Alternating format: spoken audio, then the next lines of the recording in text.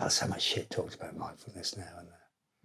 And I think it's, like anything when it becomes popular, and people start to see the benefits of these things, and they grab a bit of it and start getting involved in stuff they really don't understand. And we saw this with yoga, didn't we? It came over 5,000 years of science and meditation and introspection, and became looking good in lycra. Or not so good in lycra. But as these things become popular, there's a tendency to become trivialized, and become quite superficial. And I think to a large extent that's happened with mindfulness as well. I think you can now buy mindfulness shower gel. Have you tried it? It's really, that's it. Yeah, I'm enlightened. And I smell like a flower. Your mindfulness coffee's not bad, though, is it? It's not bad. But any shower gel works, by the way. You haven't got to have the branded one. The Now Project Enlightenment Shower Gel. We're onto something there, aren't we? But it gets trivialised like that, doesn't it? And I think the other problem we have with mindfulness is the bloody scientists that got involved, haven't they? Psychologists, oh God, they're all fucking nuts. But at least they know why they're nuts.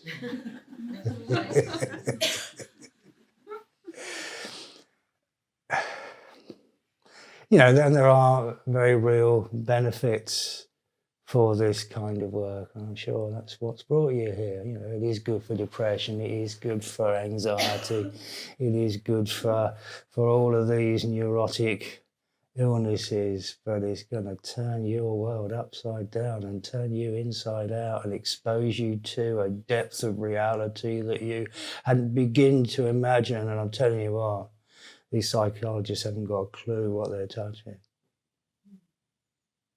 They're just scraping the surface of something they have no understanding of whatsoever, because this can't be understood.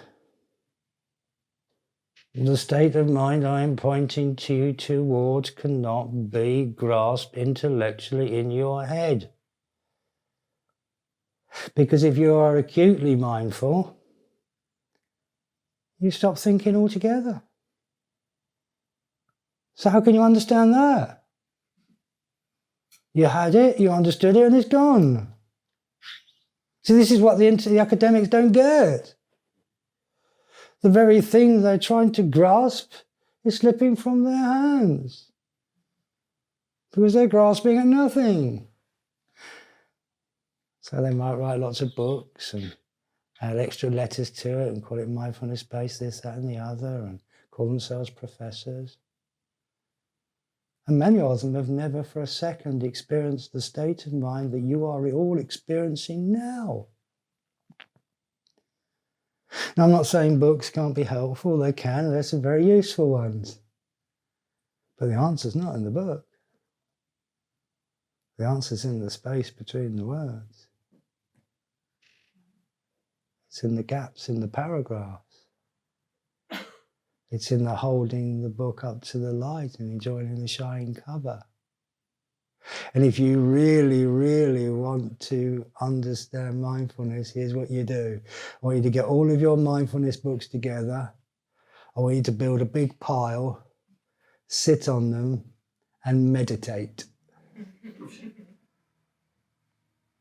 Because that will give you a direct experience of what these books can only point to. They are signposts. That's all they are. There's nothing to grasp, there's nothing to understand, there's nothing to learn, there's nothing to believe.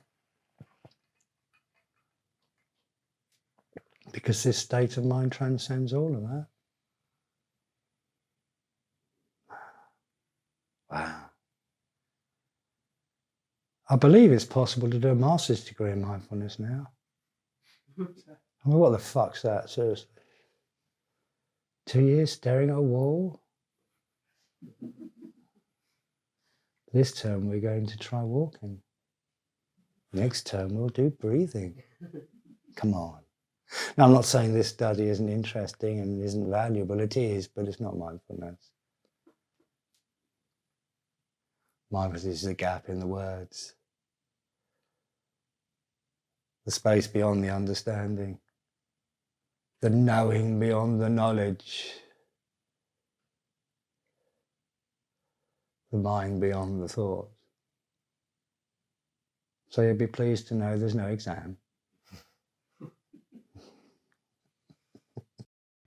Love, life, live now.